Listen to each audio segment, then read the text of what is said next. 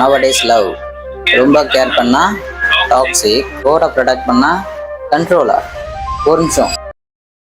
Mostly excessive over protecting தான் controlling பிஹேவியருக்கு lead பண்ணும். உங்க பார்ட்னர் கிட்ட நீங்க கண்டினியூஸா அதை பண்ணாத இதை பண்ணாத அவங்க கூட பேசாதுன்னு சொல்லிட்டே இருந்தீங்கன்னா ஹெல்த் ரிலேஷன்ஷிப் ஆகாது.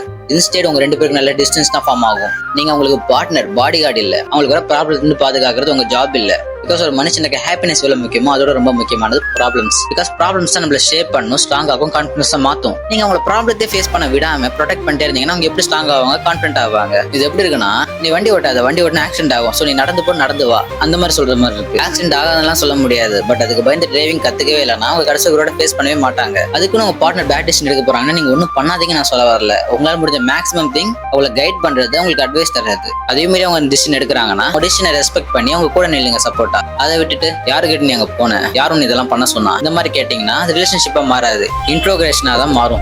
அவங்களுக்குமே மூளை இருக்கும், டிசிஷன் எடுக்கிற கேப்பபிலிட்டிஸும் இருக்கும். பார்ட்னர் சேஃபா வீட்டுக்கு போயிட்டாங்க செக் பண்றது ஓகே, அவங்களை சேஃப்டியா பாத்துக்கிறது ஓகே, அவங்க ரொம்ப லோவா இருக்கிறப்ப அவங்க கூட சப்போர்ட்டுக்கு நிக்கிறது ஓகே. பட் அவங்க எங்க போறாங்க எங்க வராங்க, யார் கூட பேசணும் பேசக்கூடாதுன்னு முடிவு பண்றது, அவங்களோட ஜட்ஜ்மெண்ட்டை நம்பாம இருக்கிறதெல்லாம் ரிலேஷன்ஷிப் மாதிரி ஃபீல் ஆகாது. உங்களுக்கு பிரிசன் மாதிரி தான் ஃபீலா இருக்கும்.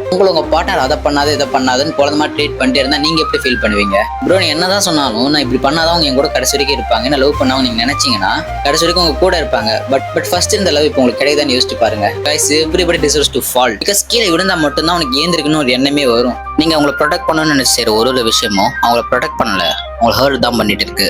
ஸோ யோசிச்சு பாருங்க, நீங்க உங்களுக்கு ஜெயிலரா இல்ல பார்ட்னரானு. அண்ட் இந்த மாதிரி ரிலேஷன்ஷிப் கண்டென்ட் ரெகுலரா பார்க்கணும்னா ஃபாலோ பண்ணி வச்சுக்கோங்க.